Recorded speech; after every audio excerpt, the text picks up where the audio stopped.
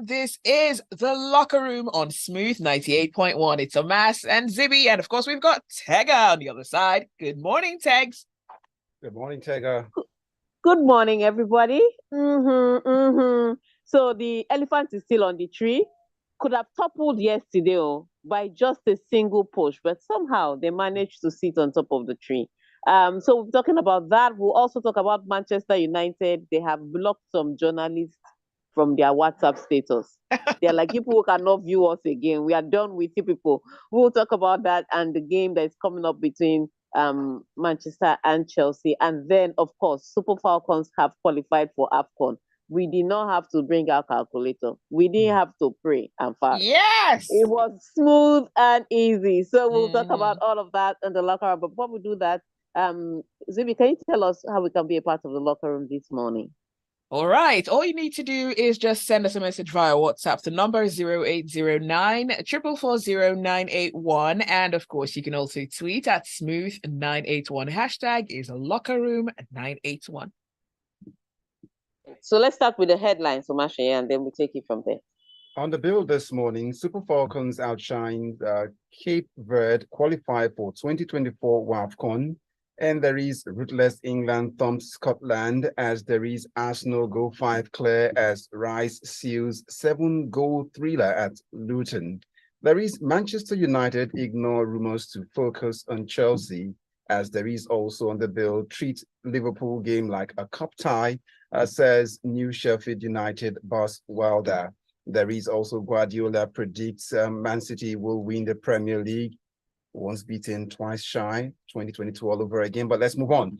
New Leicester Girona can win La Liga, says ex-Spain winger Garcia. There is finally Argentina's Messi named Times Athlete of the Year 2023. I swear, this move to America was just the best. Lionel Messi is living his Hollywood dreams. In real life, his own American dream has come true. Times Athlete of the Year. Bam, complete. All right, so let's start with, first of all, what happened in Cape Verde yesterday, because it was a little bit dramatic. All right, now the Super Falcons sealed a qualification ticket for next year's Women's African Cup of Nations, WAFCON, with a 2-1 win against Cape Verde at the Estadio Nacional de Cabo Verde in Cape Verde. All right, so when it was, like I said, because they're traveling away, because they're traveling around Africa, it was always going to be a tougher fixture for the Super Falcons.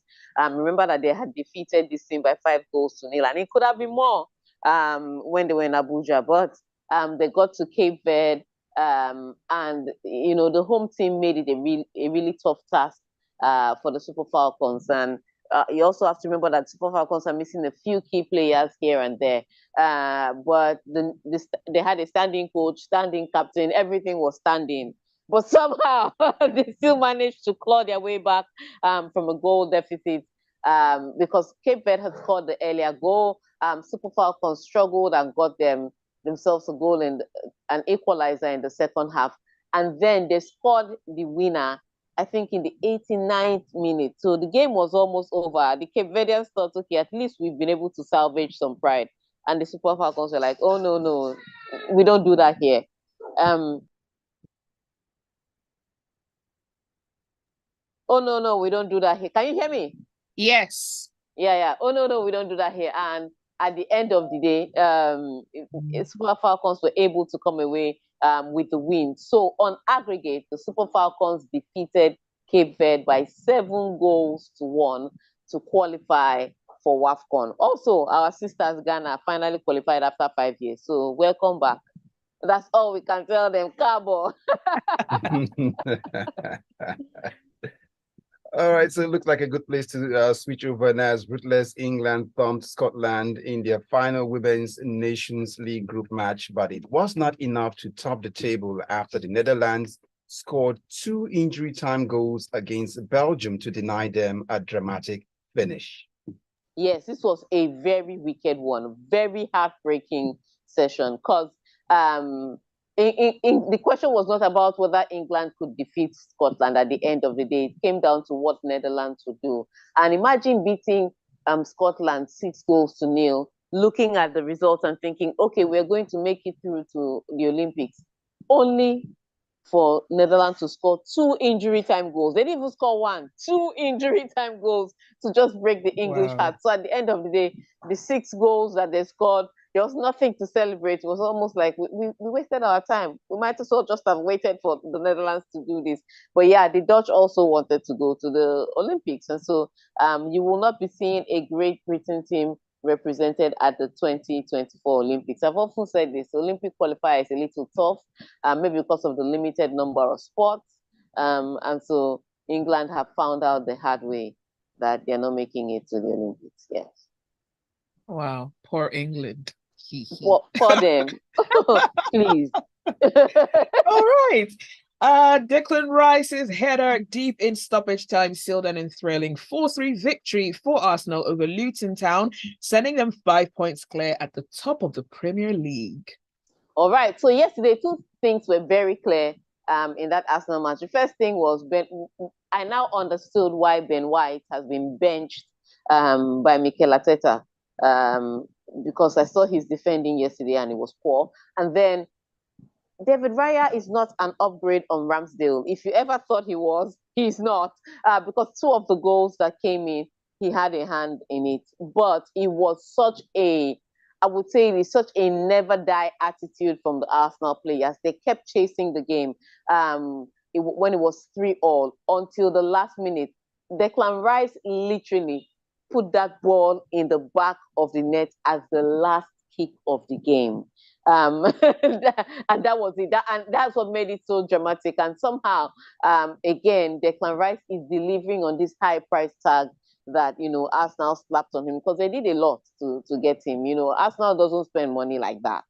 And they broke their bank to get Declan Rice, and he's delivering day in, day out, whether it's scoring goals or giving control to the game. But I mean, I'm sure a lot of Arsenal fans would have thought, on the day that maybe Arsenal would have wrapped this up a little bit earlier. And when Arsenal went ahead, it looked like this was going to happen according to, strategy and plan. But Luton came back in, and then Arsenal went ahead again, and then Luton came back in, and then Luton scored the 3rd goal to lead before Kai Havertz came in to score the equalizer. But that winner took everything he got from Arsenal, and it was a brilliant cross from Odegaard to meet a brilliant header from Declan Rice. But what it means for Arsenal is that they have a breathing space at the top of the table before Liverpool play tonight and Manchester City play tonight. So 5 points clear at the top of the table. I'm not going to say that this is resting period, because last season they were 8 points clear, and we know how that season ended. So 5 points is a piece of cake. But what they showed yesterday is that they are willing to fight till the final whistle to at least get the results that they need. So eventually, when you see an elephant on a treetop sipping tea this morning, don't be alarmed. They worked overnight, so they need to just catch their breath. But let's go over to Man United. Second-year Man United manager Henry Ten Hag will look to prove his squad is still invested in his project when it hosts Mauricio Pochettino's Chelsea today, Wednesday. Yes, so top one for Manchester United. They're going to have a pretty tricky run of games. Now, some people would have said at the start of the season that Chelsea and Manchester United were kind of in the same boat, but they were never in the same boat, because at least Chelsea was going through a rebuild. They were getting the players ready. You knew what their problems were. Manchester United, you can't identify which one their problem is. Is it the manager? Is it the players that have no ambition? Is it the lack of tactics or the lack of... You don't know what... Yeah, you don't know the color of Manchester United's problem. At least if you know the color, you can start to fix it. With Chelsea, we're waiting for the new players to gel, to get to know each other better, and maybe the results will start to come out. With Manchester United, you don't know exactly what to pray for them about. And that's the difference between these two teams. There's an identity crisis as much as there's a result deficit, as much as there's a questionable manager at the helm of affairs. And then, they don't know if the club is going to be sold or if the club is going to be kept. There's just too much happening in Manchester United right now. And to make matters worse, they feel like some journalists have been betraying them. So they've locked out some journalists from their press conference. They're like, you're not going to be hearing our stories again. We're not telling you our to be spreading our gist everywhere.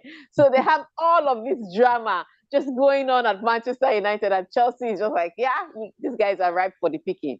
In case they were not ripe before, they are ripe for the picking now. And it's such a crucial fixture for Manchester United, because the more games you lose back to back, the tougher it becomes for you. And for Chelsea, they're building momentum. This weekend, they struggled to get a win against Brighton, playing one man down. And so that would have lifted their confidence, that would have lifted their spirit. So coming into this game, they are the team in form, they're the team on high confidence, and they're most likely the team that will get the 3 points. So Manchester United's job today is to pull out a rabbit from a hat. As shocking as it is against Chelsea, they are the ones under pressure. They are the ones that are supposed to deliver. So it's a tough ask for Manchester United, but hopefully they look like they're going to try and breeze through, especially because of all the things that are happening around them. All right. Don't forget, we're streaming live on YouTube, Smooth981, and you can send your messages with your thoughts, of course, to 0809 440 981. Josh said Zibby's back. Yes, she is. And you can also tweet at Smooth981. This is The Locker Room. The show continues. Stay with us. Okay, I think we actually have a bit more time. So, Tega, well, while we hope that Man United will probably, if they have a Maguire, they can still aspire. But let's get on to pick this one in before. They cannot aspire to. They cannot aspire to Maguire. They have to play to deliver. That's the bottom line of today. Manchester, it has to be playing to deliver. You can't aspire for this one. But yeah, it's going to be a tough task for them to do that. Okay, new Sheffield United manager Chris Wilder wants his players to treat Wednesday's Premier League match against Liverpool as if they were a cup tie after being announced as Paul's replacement on Tuesday. All right, this is going to be a tough one. But yes, Liverpool played another interesting, cup tie-ish outcome over the weekend, because their match ended 4-3 in their favor, and again it was dramatic. They couldn't penetrate the Fulham 18-yard area, but the shots they took from outside the 18, from the free kick from Trent Alexander-Arnold to the wonder goal by Mike Allister to Endo to Trent Arnold's winner, all of them came from a distance. So it was literally just outside the 18-yard box. They just couldn't break through Fulham, but somehow they did manage to get the result in a 7-goal thriller. And so Sheffield is like, you know what, we are going to go out there and try our luck. And this is where I understand what Wilder means by cup tie. First of all, Wilder has just been hired to replace Heckingbottom, because Sheffield United haven't delivered the results. And so they fired Heckingbottom, hired Wilder again, and Chris Wilder again, and he's back to try and pull off a miracle for Sheffield to see if they can stay in the Premier League. And cup ties are a little different, because cup ties, with the league matches, the big boys are generally separated from the youngsters, maybe because they know how to manage their entire season. You know, there's 38 games. But with a cup tie, it's one match that delivers you to the next round. And so teams tend to play with that mindset that, look, if we just win this match, we are through. And I think that's a mindset he's trying to build with Sheffield United. And I'm sure he'll be excited that his team may be able to get a goal or two. Because if you look at defending in the Premier League these days, I mean, just think about it. Even the great Manchester City is, bagging goals per second. Yesterday, Arsenal played a 7-goal thriller.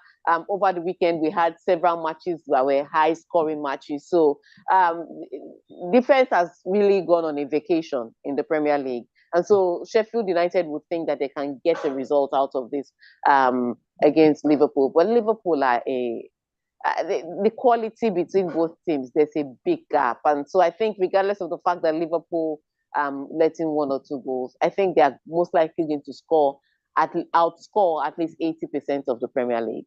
And in that is where the problem will be for Sheffield. So yes, they can go out brave, they can go out bold, they can go out with a new manager bounce, but Liverpool just have the absolute quality to completely thump them and get all 3 points. And that's going to be a tough one for Chris Wilder to start his new his new management with a visit from Liverpool is a tough one.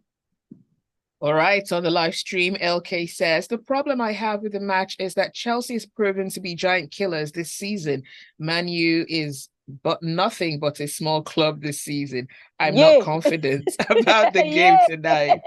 Yeah, LK, you are too bad. We need to go on a break because of that.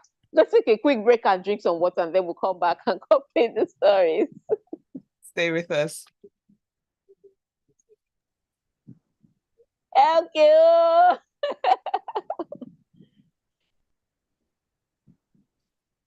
What does future forward banking innovation is? Yeah, we thought you might like all of that. Oh, you wish you know 100,000 secrecy. No one to tell us, no one where to go. We're staying we dreaming. Too many matches will result to fatigue and injury. Business concierge at providencebank.com.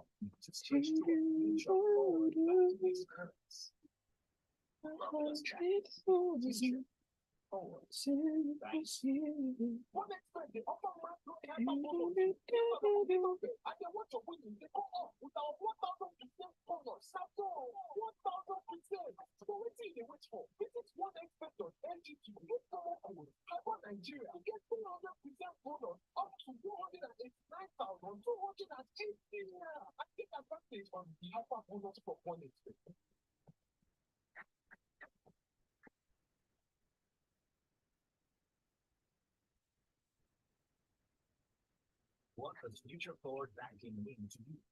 Speed, innovation, convenience, lifestyle goals, or just simply getting service that's designed just for you? Yeah, we thought you might like all of that and more. That is why we specially created Providence Bank for you to take care of your daily experiences. At Providence Bank, we believe that banking should be all about you and your business and how to get you to the next level. If you do not already have a Providence Bank account, please speak with our business concierge on 0700 77 684 387 or email businessconcierge@providencebank.com to switch to a future forward banking experience. Providence Bank, future forward banking.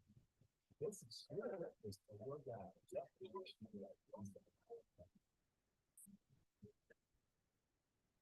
It's still the locker room on Smooth 98.1 FM.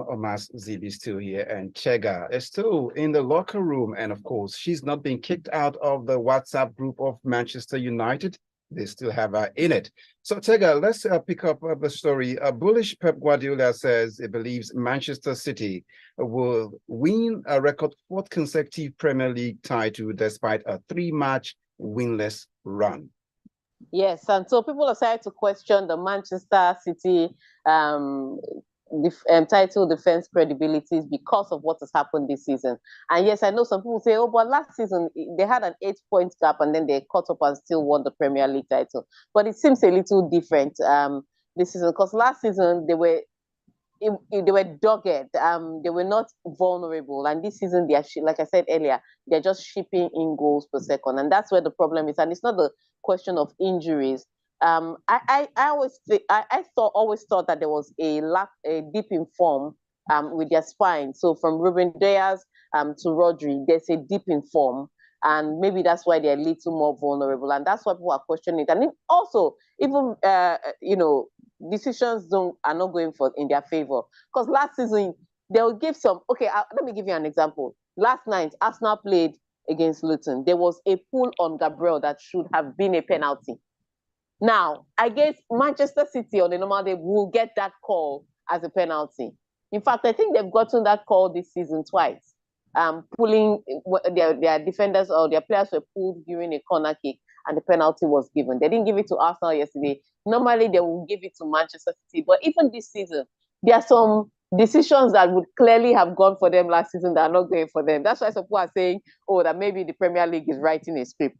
And they don't want Manchester City to win 4 in a row, so that they don't look like a team that has lost, a league that has lost its competition. So I think it's all those questions that's making the journalists to ask Pep Guardiola if he's still confident that he can defend his title. But I would say this is Manchester City in December. Manchester City in February is a completely different kettle of fish. That's when they come back to you like ancestral spirits. You would look for points and you won't find it against them. So yes, they always have these struggles. Maybe the first half of the season, second half of the season always turns out completely differently for them. And I understand why the questions about their credibilities and their credentials, because of the number of goals they're shipping and those officiating decisions. But yeah, he can still beat his chest and say they can win the league this season. And it's not his fault. I would blame all those other teams around him, the Arsenals of last season, the Liverpools. Why are you not, giving this guy a run for his money? That's why he can make this brag. If you've won the Premier League 3 times in a row, you are allowed to brag that you can win it a 4th time. Nobody can try you. So let's see how it goes for him. But I do think that 5 points is not a huge gap. But again, the things that have also made me question his credentials, especially, is the refereeing decision that is not always going in their favor. Especially this weekend when they look like they're about to score a winner and the referee stopped it or pulled back play. So that is the only reason why I'll question their capabilities. All right, so let's move on to the next story. This one says the vast majority of soccer fans might view Girona's stunning climb to the upper echelons of Spain's La Liga as an early season aberration. But apparently, former Spain and Barcelona winger Luis Garcia is not one of those people. Well, Girona has really... it's shocking to see Girona still at the top of the table. Tied on the same number of points with Real Madrid, and I think that's the shocker, that at this point Girona is still there, and somehow they found a way to get results from the team around them. Now they face Barcelona next, but the question is still there.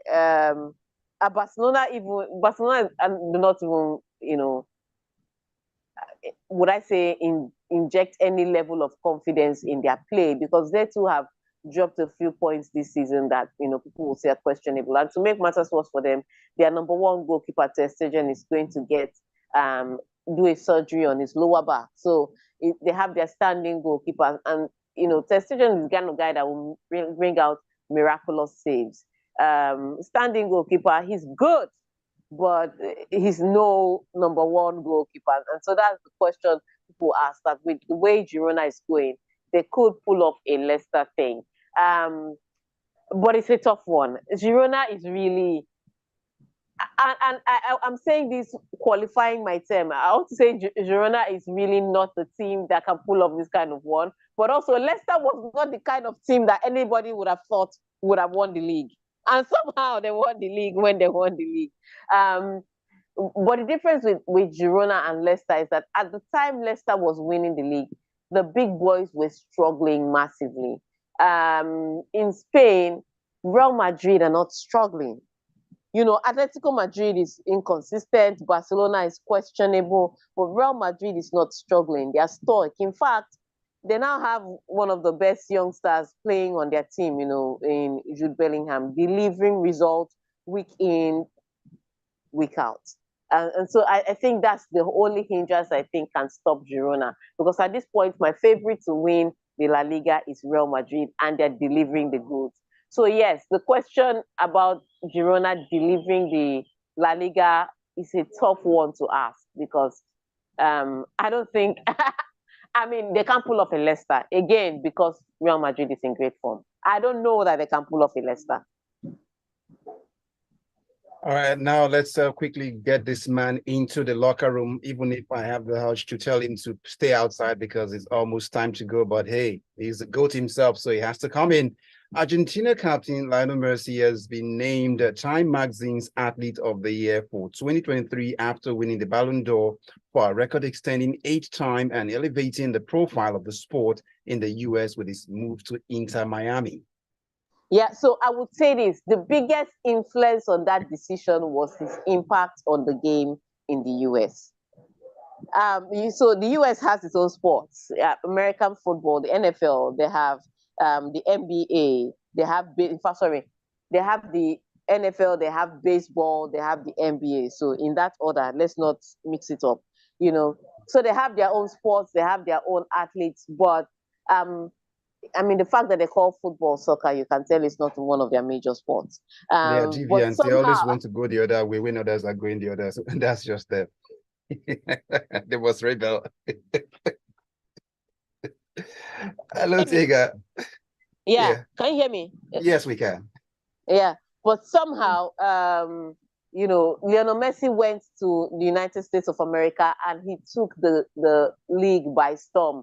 Yes, Inter Miami didn't make it to the playoffs, but every week and every time Inter Miami had to play and Messi was fit, the stadium was packed. Everybody was coming to see the GOAT, you know, and it was goats coming to see goats. So goats from the music industry, goats from the movie industry.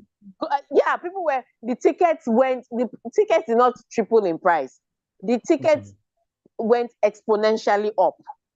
You know, so with Messi on the Messi feet, tickets could go for maybe 2,000 and so, and higher. Without Messi on the tickets, you go for like 200. Wow, that is a huge difference. It's a huge difference. And so it was the way, so beyond the Ballon d'Or and beyond the World Cup, it was the way he took over the league. Because they haven't seen that kind of magic before. You know, the guy comes in, they're expecting him to deliver, and he comes up with some magic goal to win them a match or some magic pass to get them the win. So I think more than anything else, it was the fact that he took the football by storm in America. I mean, think about it. Inter Miami did not qualify for the playoffs. Nobody is talking about, well, let's call it soccer because we're talking about America. Nobody is talking about soccer in the past few weeks in America. You don't even know who is in the final of the playoffs. But if Inter Miami were there, all the celebrities would have been tearing their shirts just to get the, you know, pitch side seats and trying to win. And I think that kind of impact on the game is what can get you Times Athlete of the Year. Much more than your results. Much more than your results is usually your impact for the game. And he did that, so he got it. Well, they say goods that like attract like polls attract unlike, but this is saying goods attract good. That's definitely the quote of the morning from the locker room. All right, let's go on to some messages that we have coming through. Ogundipe says, "Good morning, everyone in the locker room. This is the month of too many matches, which will result to fatigue and injury." He also says some managers know their way around in these busy periods, but by January, we'll know the winner of this season. Thelma is inviting you, Tega, to the LVC Thunder games at the stadium. I will send you that message. And Trash Bag Fashion Lover, I think we're on the wrong stream. We don't wear plastic bags. We wear clothes over here. Thank you very much. You know? Okay, let's go on to WhatsApp. Omas? Okay, we've got some AY from Oniru saying, for the first time this season, Chelsea look like they have the upper hand going into the Premier League fixture. Surprising, isn't it?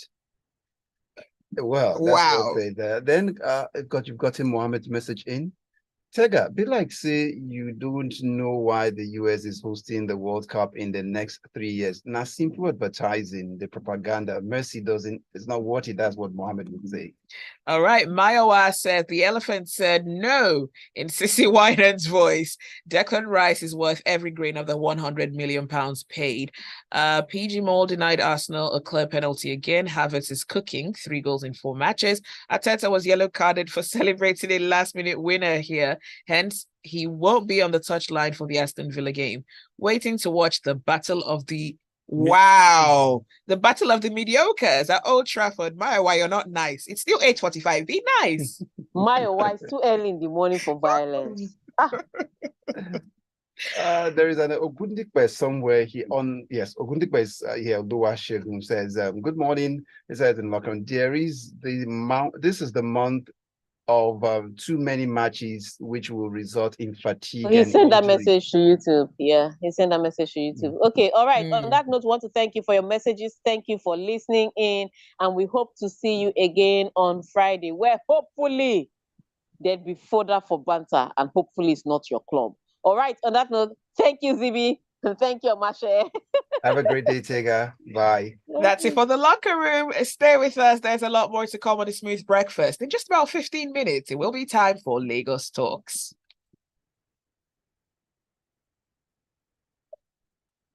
Oh, wow.